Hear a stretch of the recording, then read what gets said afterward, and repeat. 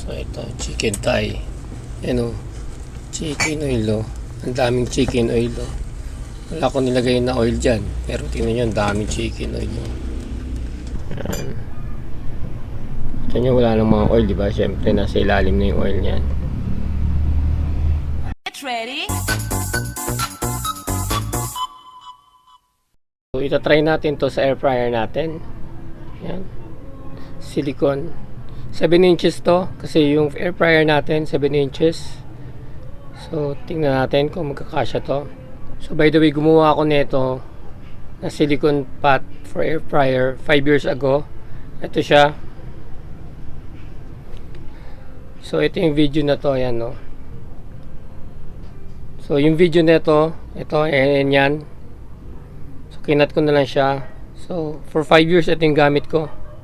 At, okay na okay siya.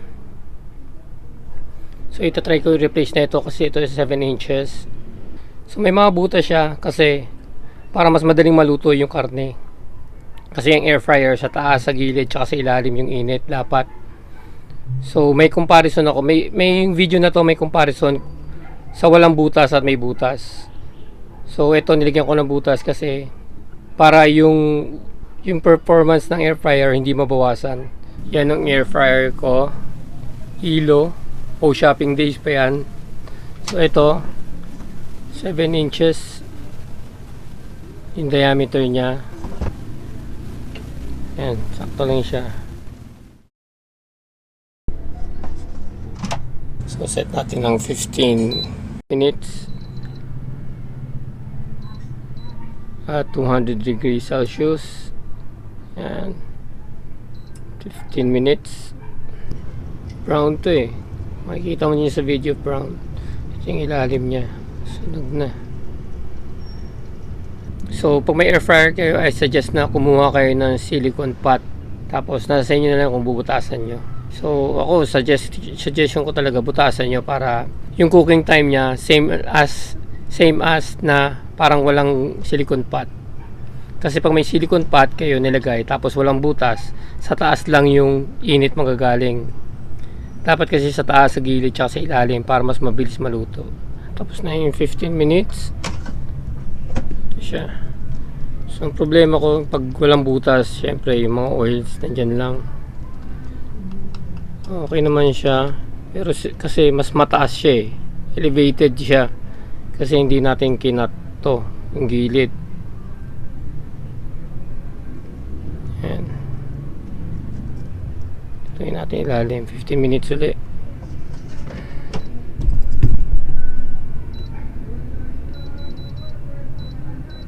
15 minutes at 200 degrees Celsius ulit.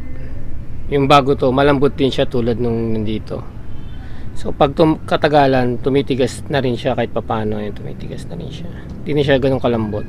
After 15 minutes, ito na siya.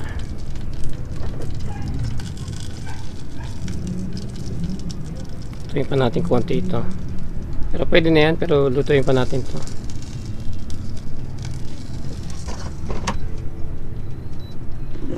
Ano, 5 minutes. Ay, 5 minutes na siya. Yan, okay na siya. Diba? Madali lang naman siyang hugasan. Madaling matanggal.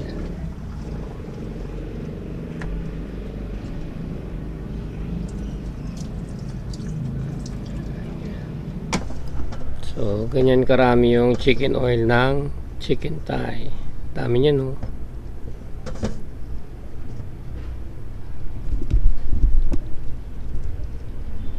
Chicken oil, oh. Ang daming chicken oil, oh. Wala ko nilagay na oil dyan. Pero tingnan nyo, ang daming chicken oil, oh.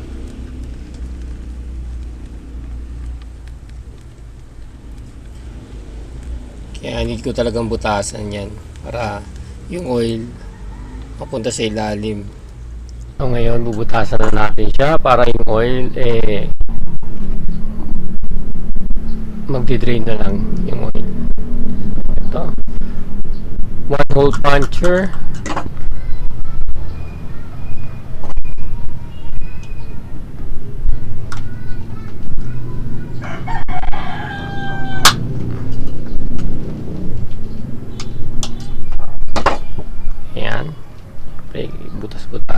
lang.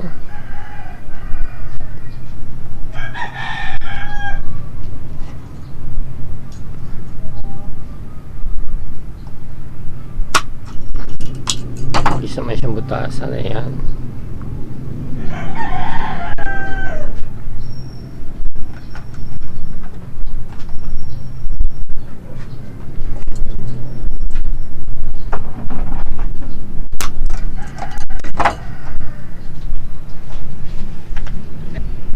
So ayan na siya. So bubutasan rin natin dito sa gilid.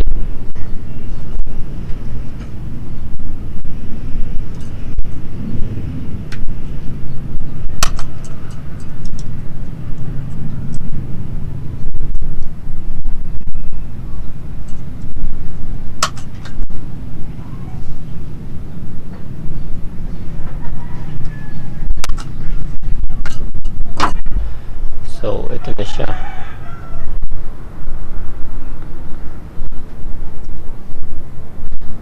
So, para makapasok rin yung init dito sa gilid, tsaka sa ilalim. At madrain na rin yung oil. Ito. Sangkaan lang sa taas. Yan, oh. So, kita nyo dito. Yan, dito siya. Instead na hanggang sa ilalim siya. So, ganyan. So hindi ko muna ikakat to.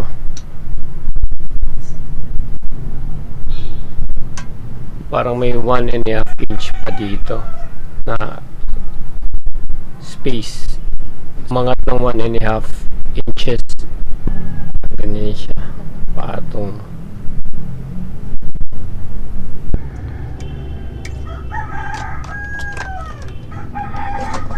$15 minutes.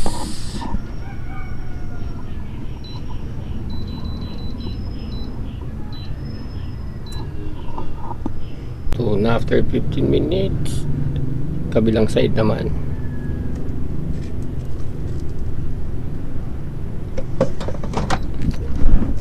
Minutes.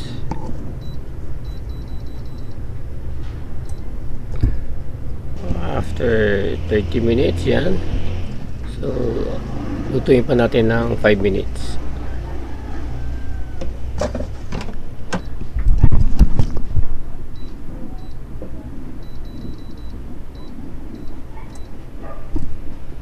Yan. Wala ng mga oil, diba? Siyempre, nasa ilalim na yung oil niyan. Kung gusto nyo lagyan ng silicone pot yung air fryer nyo, bilhin na kayo ng ganito. Pwede nyo lagyan ng butas, nasa inyo na yun. At yun lang para sa video na to. At kung hindi ka pa nakapag-subscribe, subscribe ko na para sa mga ganitong do-it-yourself videos, reviews tulad nito, key mapping tutorials, gaming tutorials, and some other contents. So that's all, and see you in my next video. Get ready.